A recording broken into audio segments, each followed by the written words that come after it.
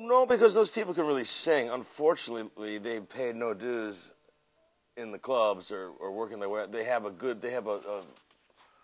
you always see them improve over when they're first standing in line to the final show. You see a vast improvement in these people. My son just is writing songs for that guy David Cook's record right now. The guy that just won the American Idol. And it's like that stuff's fine and it's great. But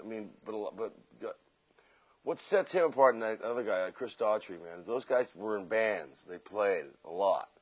And then they got their shot on this TV show, and then they've parlayed that into something cool.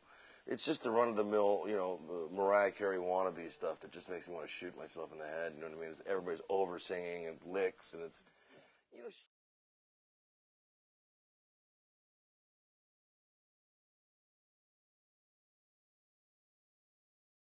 Well, like I said, man, back in the day, we used to sit in a room and play until it was the take. Now it's like one guy at a time goes.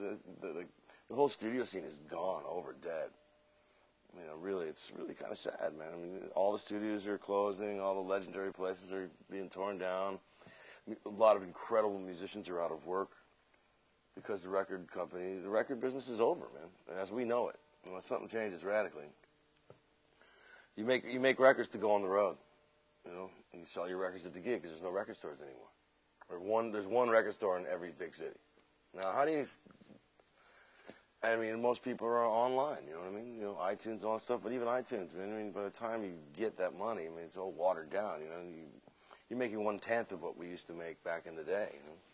So I think that For every one record you sell, 100 are stolen, at least. So you go on the road.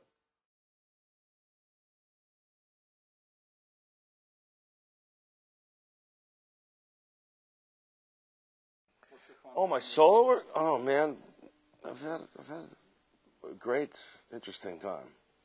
When I did my first record in '88, I was just working with all my friends.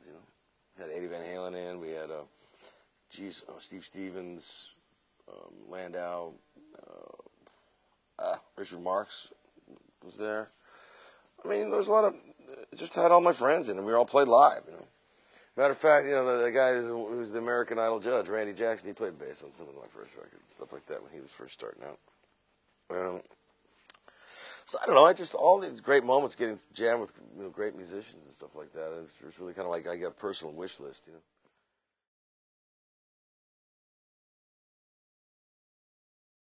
I still have the tremendous respect for everybody who's been in and out of the band. We had a great time.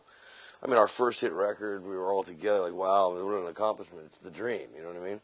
You're living the dream. And then I was doing all these session work at the same time with all the same cats, So, just to be a part of that whole creative scene, it was so thriving in Los Angeles in like, say, 1976 through, for those 10 years, or at least one of us was on every record that came out of L.A., if not more.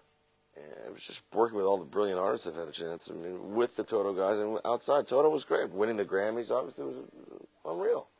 We were laughing, going like, "This is not sort of somebody playing a joke on us or something." I've had a really great career, so I'm still working on it. I'm starting a whole new chapter. I kind of finished the book. I'm starting to write a new book now. I just felt like I was looking around. And I was going, "This is a great band, but where are all my buds, man?" It changed the sound of the band. The sound changed, a lot of it died when Jeff died in 1992, man. Shit, man, he was the heart and soul of the band. And he was like Dave's muse, He would always push Dave and all of us to bring our best game.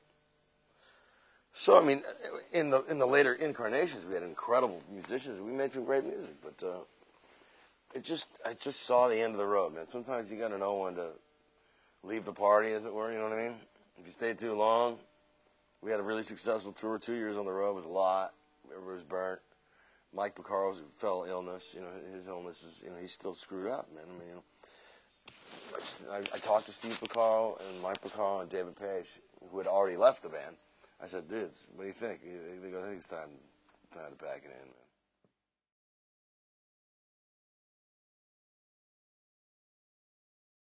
I think back at some of the crazy times in my misspent 20s, man, that were just insane. You know what I mean? The drugs, the chicks, the whole thing, man. It was like, woohoo, And then when you saw it all go south, when everybody found out the way, so you can get all addicted and screwed up and all this stuff, then it wasn't cool anymore. Then it started to affect people's lives, and you do stupid things, and it wasn't fun anymore. You know what I mean?